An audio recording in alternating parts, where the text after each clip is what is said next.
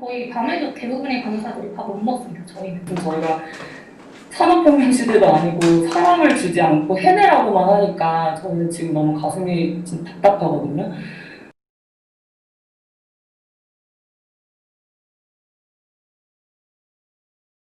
어떤 업무를 좀 보고 계신지, 어디서 근무하고 계신지를 간단한 자기소개 좀 부탁을 좀 드릴게요. 예, 안녕하세요. 저는 서울대학교 병원 응급실에서 근무하고 있는 장은영 간호사라고 합니다. 뭐 주로 근무하셨던 병동이라고 해야 될까요? 업무는 어떤 업무를 보셨어요? 같은 응급실을 보셨어요? 네, 저는 이제 다양한 구역에서 근무를 하고 있는데요. 네. 중증 환자를 보는 이제 구역이 저희는 따로 있고, 그리고 코로나 의심 환자를 보는 구역이 현재는 따로 구획이 돼 있어서 그 구역에서도 저는 근무를 하고 있고요. 보통 코로나 의심 환자 같은 경우는 저희가 발열이 있거나 호흡기 증상을 주로 얘기를 하잖아요. 근데 그런 분들이 보통 중환자인 경우가 많아서 제가 지금 3년차 정도 됐거든요. 네, 그래서 저는 그런 중환자 위주로 보는 응급실 내에서도 중환자 위주로 보는 구역에서 근무를 하고 있습니다. 네, 저는 지금 현재 서울대병원 응급실에서 근무하고 있는 이진주 간호사라고 하고요. 네. 지금 코로나 병동에서 직접적으로 근무하실 때 뭐 특별히 기억나는 이야기나 뭐 근무 경험에서 어떤 부분들을 좀 얘기하고 싶다는 게 또 있을까요? 우선은 저희가 코로나 확진자를 보는 병동과 응급실에서 보는 세팅이 솔직히 달라요. 네, 구조도 다르고 그리고 환자를 보는 수도 달라요. 한 간호사가 보는 환자 수도 많이 다릅니다. 예를 들면은 거기는 아무래도 확진 환자이기 때문에 그 보호구도 더 전문적인 보호구를 전신 보호구를 착용하지만 저희는 의심 환자를 보는 곳이기 때문에 아까도 말씀드린 사정 보호구만 착용하게 되어 있어서 네, 그게 좀 다르고요. 그리고 저희는 사실 다른 환자 7, 8명을 보는 사람이 그 환자 가운데 음압 환자가 격리 대상 환자가 1명 또는 2명이 껴있어 보는 거거든요. 네, 그렇기 때문에 감염 병동에 보는 선생님들보다 저희가 환자 수도 너무 많고 그리고 그 중에 격리 환자를 보기 때문에 업무적인 부분에서는 훨씬 좀 부하가 좀 많이 걸려있는 상태라고 보시면 될 것 같아요. 또한 저희 예를 들어 환자를 보다가 필요한 처치 관련된 물품이 필요하거나 환자가 상태가 변화돼서 이거에 대해서 처치를 할 때 응압실에는 솔직히 세팅되어 있는 것들이 되게 적게 있어요. 그래서 이런 물품을 가지고 와야 되는데 감염병상인 경우에는 그 선생님과 파트너로 일하는 선생님이 있어서 이런 물품이 필요하다 갖다 주세요 하면 갖다 주세요. 하지만 저희는 그렇게 인력이 세팅되어 있지 않고 사실 인력이 부족하거든요. 그런 상황이기 때문에 담당 간호사가 그 격리실에서 나와서 그 물품을 가지고 다시 가운을 입고 다시 들어가야 되는 이런 상황이 반복되고 있어요. 그래서 그 부분에 대해서 좀 많이 좀 어려운 부분이 있고 아까 전에 질문해 주셨을 때 근무 여건이 많이 달라진 게 무엇이냐라고 얘기해 주셨을 때요. 네. 의료진 부분에서는 이런 쪽에 있고 또 한 가지 더 말씀드리자면 중환자실, 그러니까 응급실이다 보니까 경환 환자와 중환 환자가 같이 있습니다. 중환 환자 같은 경우에는 중환자실 치료가 필요한 환자도 되게 많은데요. 이게 중환자실에는 격리 병상이 많이 없습니다. 응급실보다요. 그렇기 때문에 격리가 해제되기 전에는 중환자실에 가서 치료받아야 되는 환자들이 못 가고 응급실에 체류해 있는 경우가 되게 많이 늘었어요. 넘어가지 못하고요. 왜냐하면 이제 격리를 해야 되는데 중환자실 격리 병상이 없으니까요. 네. 그러니까 응급실 간호사가 중환자 간호사 일까지 해야 되는 상황이 계속 벌어지고 있고 하지만 저희는 중환자실과 또 다르게 중환자실은 한 간호사가 적으면 기면 많아야 3명을 보는데 아까 말씀드렸듯이 저희는 정말 평균은 8, 9명을 보는 상황에서 그런 환자까지 보게 되면 당연히 간호의 질은 떨어질 수밖에 없고 저희 업무는 업무대로 늘어났고 해서 저희도 되게 많이 힘든 상황이거든요. 그런 상황이 이제 코로나 이후에 이 감염병 문제가 발생하면서 연쇄적으로 발생한 문제들이라는 거죠. 그렇죠. 왜냐하면 중한 환자, 그러니까 열이 너무 높아서 오거나 그 호흡기 증상이 있어서 오는 환자들을 저희는 다 격리를 하거든요. 네. 근데 그런 환자들이 되게 많거든요. 네. 왜냐하면 열이 있다, 아무튼 그런 환자분이 워낙에도 많았는데 그런 워낙에 많은 환자를 다 격리를 해야 되다 보니 격리 병상은 부족하고 그리고 그런 환자들 중에서 중환으로 가는 환자도 되게 많거든요. 기저질환 때문에. 네. 그래서 네, 기존에는 문제가 되지 않은 환자분이었지만 이제는 네, 다 격리 대상 기준이 바뀌면서 이제 그렇게 되어지는 거죠. 그 코로나19 이후에 말씀하신 것처럼 뭐 원래 기존에 보던 환자 이상의 환자들을 봐야 되고 또 이 뭐 격리해야 되는 어려움 뭐 이런 것 때문에 일이 많이 늘어나서 실제로 이 코로나19 이후에 의료진 가운데 70% 이상이 번아웃을 경험했다 이런 연구 결과도 최근에 나왔어요. 뭐 네. 의사도 마찬가지지만 이 간호 인력도 많이 부족하다 이런 소리들이 나오는데 현장에서 뭐 분위기나 뭐 소리나 이런 건 좀 어떻습니까? 인력 부족에 대해서.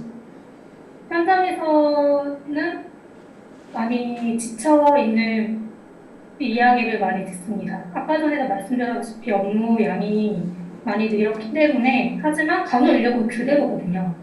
네, 그렇기 때문에 간호사들이 한 명 한 명 다 지쳐있고 의료진도 솔직히, 의사들도 솔직히 많이 지쳐있는 상황이고요. 그래서 그거 또 다른 면에서 보면 사실 환자 보호자들 또한 격리에 대해서 경각심은 있지만 그 격리를 안내하고 하셔야 합니다라고 설명을 했을 때 그거를 쉽게 받아들이는 분들은 받아들이는데 받아들이지 못하는 분들은 또 많이 못 받아들이시거든요. 그래서 막 문을 차거나 뭐 폭언 같게 일어난다거나 이런 일들이 되게 좀 증가했고요. 또한 이게 코로나 의심 환자 같은 경우에는 검사 또한 지연이 됩니다.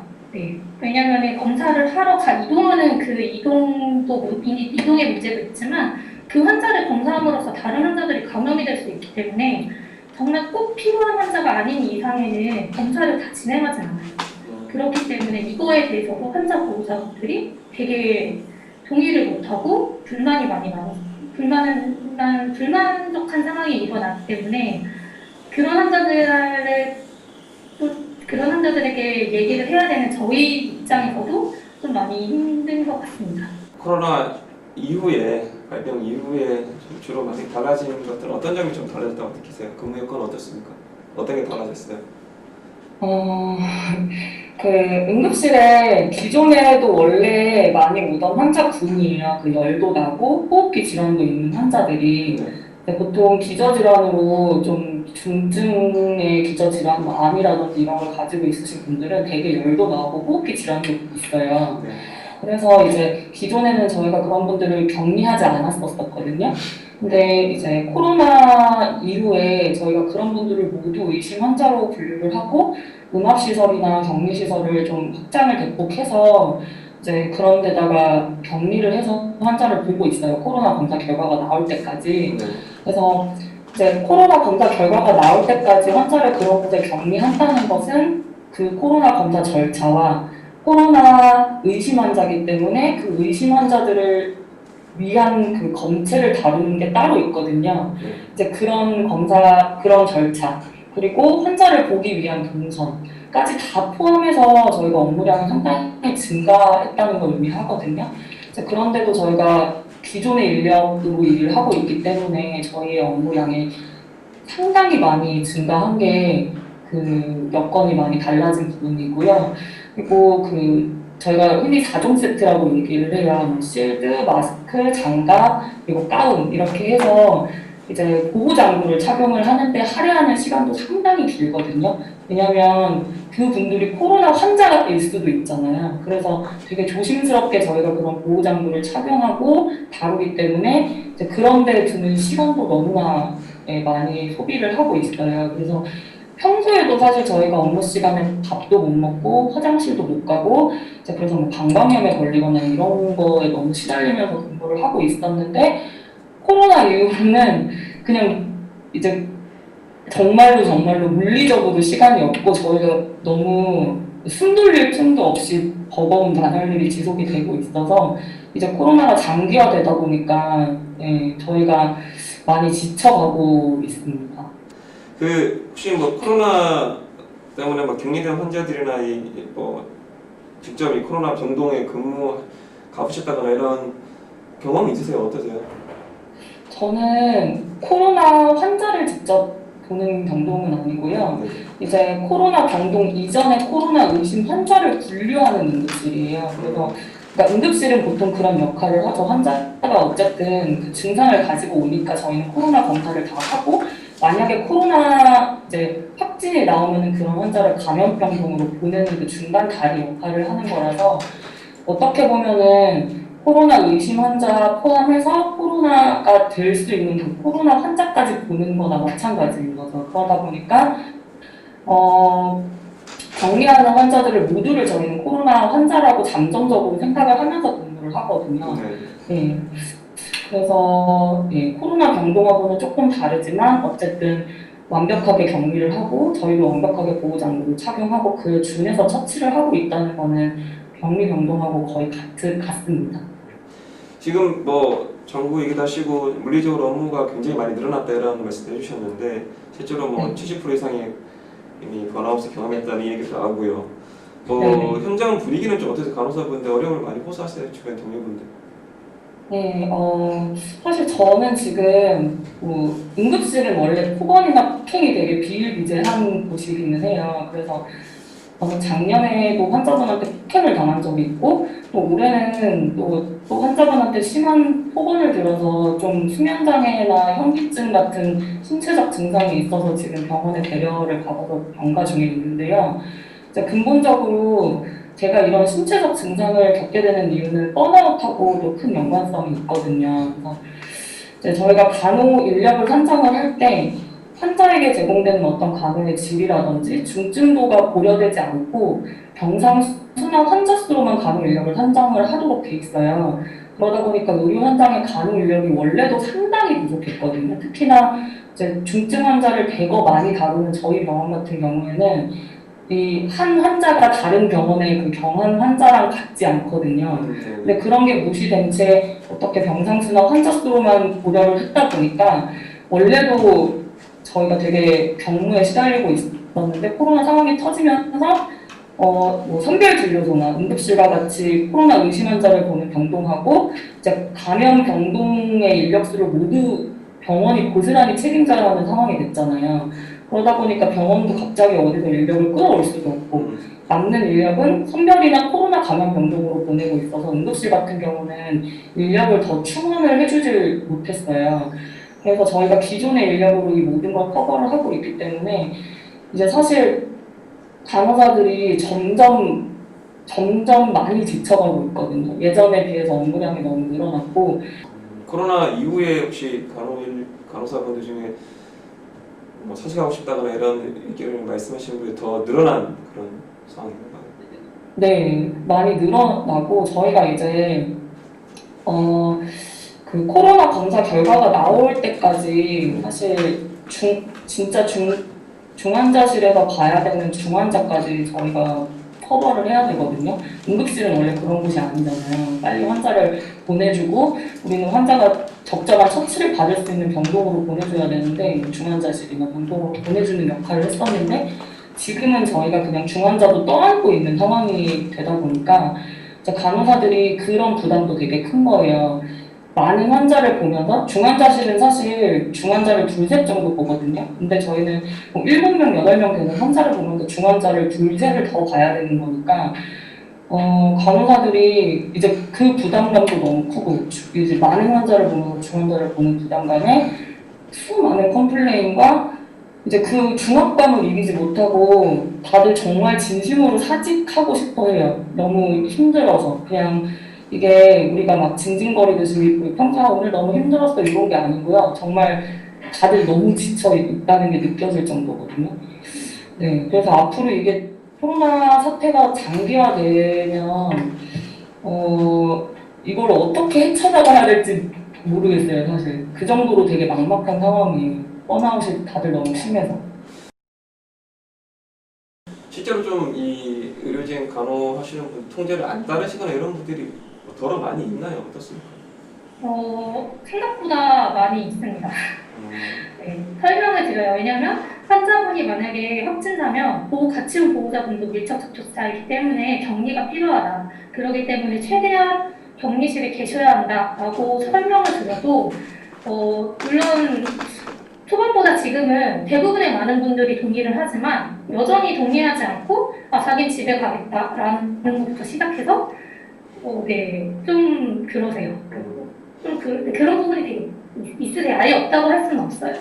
그리고 이제 그 격리하는 곳에서 환자 보호자들이 납득을 하지 못하고 되게 컴플레인을 하는 경우들이 많으세요. 예전보다 물론 이전에도 응급실에서는 컴플레인이 많은 곳이긴 했는데 이전에도 이제 격리를 이해를 하지 못하시는 거예요. 특히 보호자분들. 왜 나까지 격리가 되어야 되나. 근데 저희 입장에서는 응급실이다 보니까 보호자 한 분은 반드시 계셔야 돼요. 언제 중환자가 될지 모르잖아요. 그러니까 한 분은 반드시 계셔야 하고, 이제 그 분도 같이 격리를 해야지, 만약에 환자가 코로나가 되면은 보호자도 격리 대상자가 되는 거잖아요. 근데 그거에 대해서 아무리 설명을 드려도 보호자분들이 납득을 못 하세요. 왜 나도 그러면 못 나가는 거야? 나 밥은 어떻게 먹으라는 거야? 뭐 이런 거부터 시작해서 무리한 요구도 되게 많이 하시고, 그러다 보니까 저희가 이제 평소에 거의 뭐 몇 배는 되는 컴플레인을 많이 받고 있어요. 그래서 간호사들이 좀 구체적으로는 폭언도 너무 많이 당하고 좀 여러 가지로 시달리다 보니까 하루하루 좀 답답한 마음으로 근무를 하고 있고, 사직하고 싶다는 선생님들도 요즘엔 되게 많아지고 있어요. 병원에 입원해 있는 상태에서 뭐 개인 방송을 한다거나 또 네. 병원들의 치료 과정에 대해서 뭐 음모론을 제기한다거나 이런 가짜뉴스를 퍼나르는 경우 이런 일들이 벌어지고 있는데 그런 소식들 접하실 때는 좀 어떻습니까? 속상하죠. 왜냐면 어쨌든 저희가 없는 인력에 없는 물자에 저희의 뭔가 온 힘을 짜내서 환자분들을 치료하고 있는 거잖아요. 저희는. 근데 진짜 최선을 다해서 이렇게 환자분들을 돌보고 있는데 사실 이렇게 뭔가 불만이 있으실 수도 있어요. 격리실에 갇혀 있는 거고 내가 왜 갇혀 있어야 되나, 그 2주가 되게 길다고 느껴지실 수도 있는데 그런 저희의 노력이나 사실 헌신이라고 하면은 조금 그런 단어이긴 하지만 어쨌든 저희가 많은 부분을 희생해가면서 근무를 하고 있는 거거든요. 근데 그런 저희의 그 노력하는 마음이라든지 저희의 그런 그 노력을 좀 무시하는 것 같은 기분도 많이 들고요. 이제 가짜뉴스 같은 것도 이제 뭐 치료 과정에 대한 음모론이라든지 사실 이게 뭔가 치료제가 만들어지지 않았잖아요, 아직. 근데 그런 과정에서 저희가 찾아나가면서 환자분들을 치료하기 위해서 최선을 다하고 있는 거거든요. 예, 그래서 그런 것들을 보면은 의료진들의 사기가 상당히 많이 저하가 되죠. 저희 입장에서 뭐 정치적인 부분하고 상관없이 의료진들이 그 환자분들을 위해서 어떤 노력을 하는지를 좀 봐주시면 그런 의문이라든지 뭐 가짜뉴스를 만드시지 못할 텐데 라는 아쉬움이 많이 들어요. 우선 사실 그런 행위를 하는 이유는 잘 모르겠지만 그거를 바라보는 의료진의 입장에서는 좀 답답한 부분이 가장 많은 것 같아요. 환자분은 솔직히 확진자기 때문에 그곳에 둔 거고 치료를 하려고 그곳에 둔 건데, 그리고 다른 확진자가 아닌 분들을 지키기 위해서 둔 건데 그런 거를 전혀 고려하지 않고 본인이 원하는 대로, 사실 저도 그거 관련돼서 뉴스를 좀 찾아보고 영상을 봤는데 이분들은 병원에 온 건데 되게 호텔에 온 것처럼 이렇게 원하는 요구가 되게 좀 일반적이지 않다라는 생각이 들었거든요. 그래서 그런 거 볼 때마다 저쪽에 그 환자를 보는 의료진은 얼마나 힘들까. 네, 사실 치료도 제대로 된 치료를 하기 위해서는 의료진뿐만이 아니라 환자와 보호자의 협조가 되게 중요하거든요. 그런데 그런 협조가 이루어지지 않는 상황이 오면 사실 저희도 되게 힘들어요. 그래서 좀 감정이입이 돼서 좀 힘들겠다라는 생각을 좀 하긴 했습니다. 뭐 언론 얘기를 좀 해보죠. 이게 지금 어쨌든 환자가 최근에 뭐 많이 늘어나면서 이 의료진 분들도 간호하시는 분들 좀 많이 희생하고 있다, 고생하고 계신다 이런 기사들이 또 많이 내고 있는데 네. 뭐 또 막상 또 최근에는 이렇게 기간이 길어지다 보니까 장기화되다 보니까 이런 부분에 대해 또 조명하는 기사가 좀 줄어드는 건 아닌가 뭐 이런 부분도 좀 있습니다.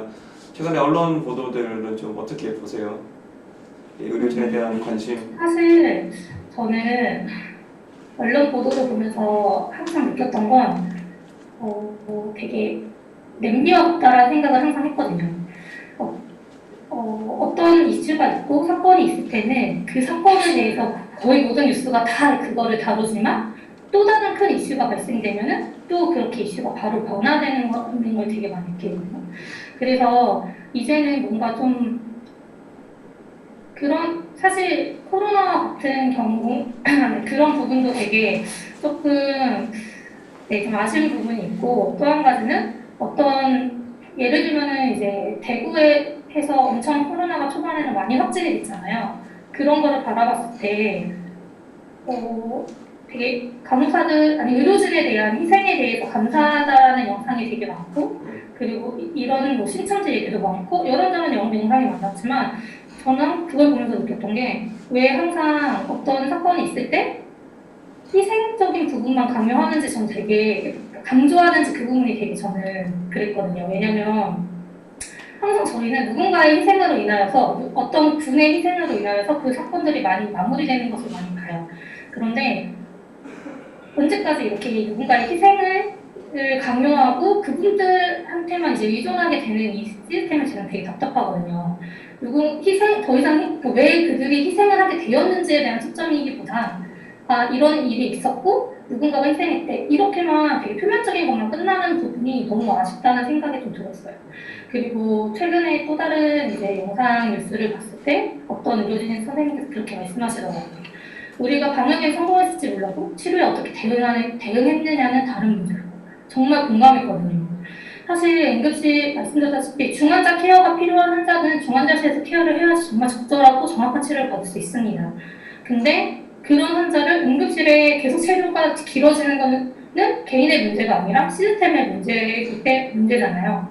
그런데 그런 개인의 희생으로 어떻게든 환자를 보고 있는 이 상황을 보면서 코로나 시작 때도 그랬지만 지금도 여전히 그렇게 반복되고 있고 앞으로도 과연 바뀔 수 있을지에 대한 궁금증도 좀 있긴 합니다.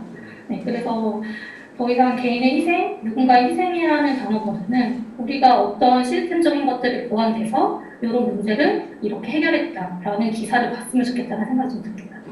마무리 질문 하나 드릴게요. 어차피 지금 뭐 간호부 뛰고 계시고 어쨌든 올해 다시 근무를 하시잖아요.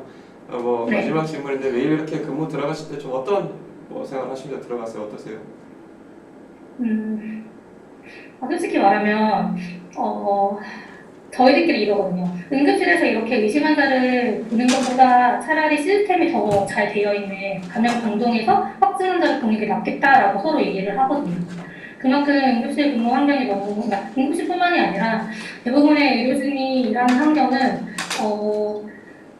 적은 인력으로 많은 환자를 보게 하는 상황 시스템이기 때문에 다들 되게 힘들게 일을 하고 있어서 이렇게 시스템적으로 조금 해결이 됐으면 좋겠고, 그러니까 간호사가, 의사가 환자에게 집중할 수 있는 시스템으로 만들어졌으면 좋겠고요. 또한 인력적인 부분도 개선이 돼서 정말 저희들이 진짜 밥을 먹으면서 일하고 싶다는 생각을 항상 하거든요.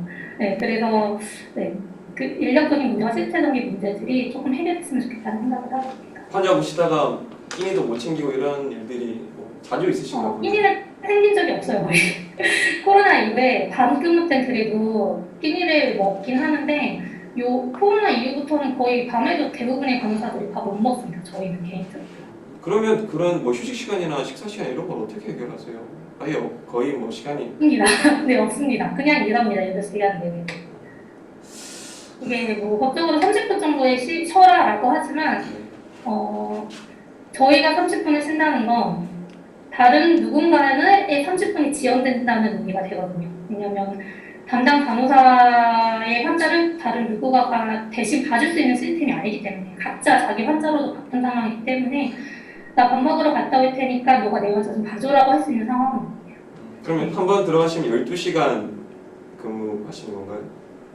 보통 한 8시 반에서 한 9시 반 정도 근무한다고 생각하시면 될 것 같아요. 그럼 8, 9시간 동안 근무하는데 그 사이에 사실상 식사나 뭐 쉬는 시간 거의 불가능한 현재 상황이라고 네, 보면 불가능합니다. 되겠네요. 앞으로 이런 좀 기사들이 좀 더 나아졌으면 좋겠다. 언론이 이런 부분에 주목했으면 좋겠다. 이런 부분이 있을까요? 이게 간호사 문제의 가장 핵심은 이제 간호사들이 지금 번아웃이 너무 심하고 코로나가 장기화되면 될수록 이제 간호사들이 지쳐 떨어질 거라는 예상이 너무 충분히 가능한 이유가 저희가 원래도 인력 문제가 되게 심각했었어요. 근데 언론에서 주로 조명하는 거는 되게 자극적인 거, 폐움. 간호사 하면은 많이들 아시는 게 뭐 연관검색어로도 폐움 이렇게 많이 나오더라고요. 그래서 그런 문제에만 관심을 가지시고 저희가 정말 가장 힘들어하는 인력 문제에 대해서는 그냥 이게 되게 잘 다뤄지지 않는 것 같더라고요. 그래서 코로나가 장기화되면 될수록 저희가 이제 번아웃으로 힘들어지고 그러면서 기존의 간호사 인력이 이제 빠져나가고 나면은 뭐 어떻게든 꾸역꾸역 신규 인력으로 채우기는 하겠지만 그렇게 되면은 점점 간호의 질은 떨어지는 거고요. 그게 고스란히 환자분들에 대한 피해로 이어지는 거거든요. 그래서 그런 문제에 대해서 좀 언론에서 좀 집중적으로 다뤄주시면 좋을 것 같고, 저희가 K방역을 정부에서 입으로는 굉장히 많이 외치잖아요. K방역이 잘 되고 있고 의료진의 희생이 뭐 이런 말을 많이 하는데 저희가 사실 희생을 하고 싶어서 하는 게 아니거든요. 그러니까 시스템이 너무나 열악하고 저희를 지원해주지 않기 때문에 저희가 어쩔 수 없이 환자를 위해서 희생을 하고 있는 건데 이제 뭔가 입으로만 외치고 저희의 희생이라든지 이런 것들을 어떻게 좀 보완해줄 수 있는지에 대한 생각을 전혀 하지 않는 것 같아요. 무슨 저희가 산업혁명 시대도 아니고 사람을 주지 않고 해내라고만 하니까 저는 지금 너무 가슴이 지금 답답하거든요. 정부나 간호협회에서 지금 간호대 정원을 늘려서 이 문제를 해결해보겠다고 하는데 사실 간호사는 부족하지 않아요. 예, 아마 기자님도 생각을 해보시면은 의사들 중에 자기 면허를 버리고 다른 일을 하는 사람은 많지 않아요. 뭐 제가 안철수 의원님이라든지 뭐 이런 분들이 있을 수 있겠지만 보통 많지 않아요. 근데 간호사는 장롱 면허라는 말이 너무 흔하거든요. 굉장히 많은 간호사들이 자기 면허를 버리고 다른 일을 하고 있어요. 그래서 뭔가 간호대 정원을 늘려서 이렇게 이런 인력 문제를 해결해 보겠다는 건 너무 현장에 있는 사람들이라면 되게 코웃음 치는 정책이고요.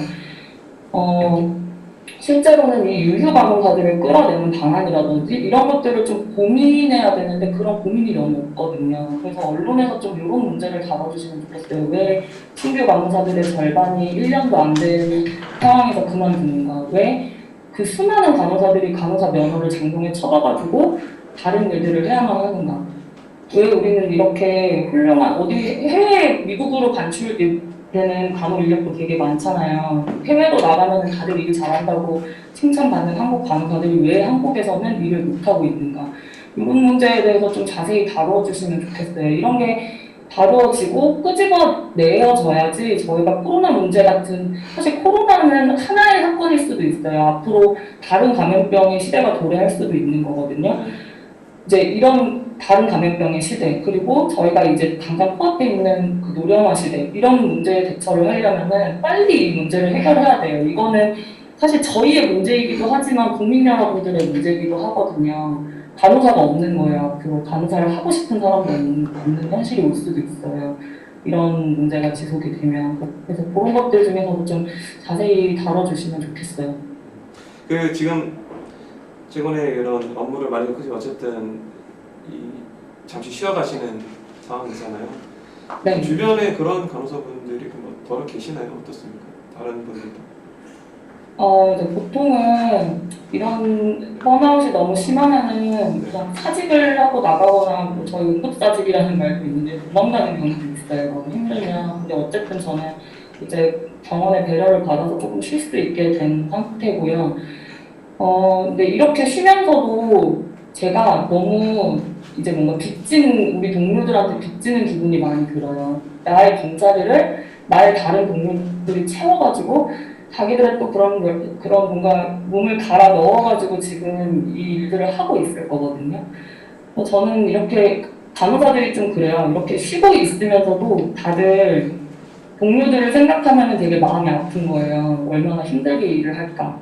그리고 내 빈자리를 채우느라고 저 사람들이 한 달에 쉴 수 있는 양이 저희가 있는데 그거를 다 못 쉬고 얼마나 힘들게 나갈까. 사실 저는 마음에 빚이 되게 많이 있어요. 쉬면서도.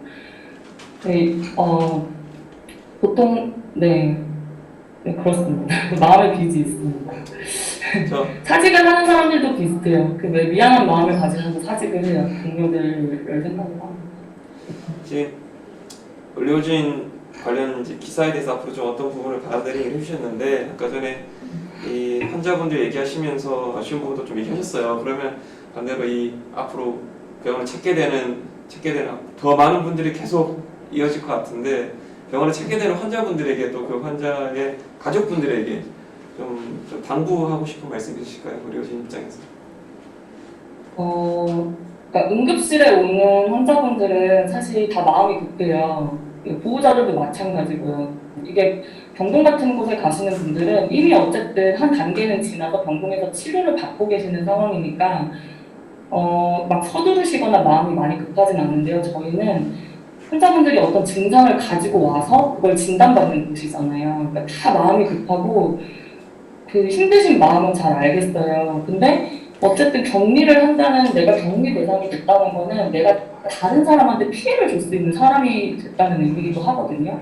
그 점을 조금 생각을 해주시면 좋겠어요. 저희 의료진의 희생이나 이런 거에 대해서 생각 안 해주셔도 되고 너네가 얼마나 고생을 하잖아 이렇게 안 해주셔도 되고 그냥 내가 격리를 잘 해서 다른 사람한테 피해를 주지 말아야지. 그리고 이렇게 규칙을 잘 따라서 이 방역을 잘 되게 해야지. 이 모두의 공공의 선을 위해서 내가 이런 역할을 해야지. 라는 생각을 좀 가져주셨으면 좋겠어요. 그래서 뭐 답답하신 마음은 정말 잘 알겠는데요. 저희도 격리하고 싶어서 하는 게 아니거든요. 이게 정부의 지침이기도 하고 사실 저희도 무서워요. 코로나 환자가 언제 나올지 모르는 곳이잖아요.